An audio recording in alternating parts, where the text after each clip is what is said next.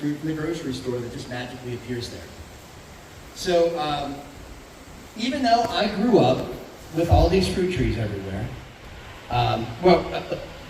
we were, back in 2013 when she was born, we were making a batch of cider from apples that we all grabbed from the city of Pittsburgh. We were in Lawrenceville, and somebody, a kid probably her age, came up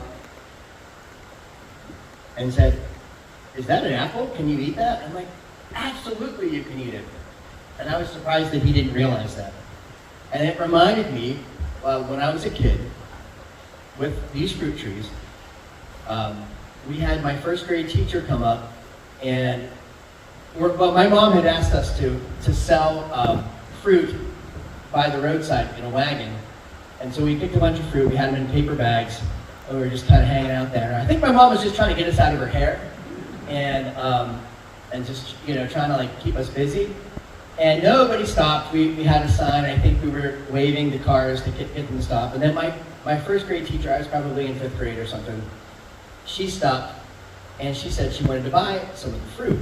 But because it was somebody I knew and she was an authority figure, when she said she wanted to buy the fruit because she wanted to make a pie, I froze and I just said, "No, they're not for sale." And it was because I was embarrassed about the way the fruit looked. They were knobby, they were pitted, there were insect holes in them. And so even though I grew up with all this fruit and we had an organic garden and all these different fruits around, and we had a really, really good upbringing in regard to contact with fruit and vegetables in nature, just that socialization of being in the school system, seeing those waxy apples in the lunch line or at the convenience store, I didn't have a value for the fruit. And so, why does this matter? Because 20 to 40% of food never makes it to the table.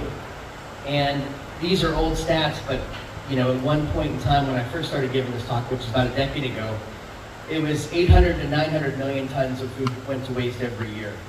That's globally, but still. And it's not just the fact that we're putting a lot of stuff in the landfill. There are other things, just like land utilization and water use. And it's important because the less connected we are with these trees, the less connected we are with our food, and the less we question what we put in our bodies. And with childhood obesity, diabetes, and heart disease on the rise, it's important to have these conversations. And it's important to have these conversations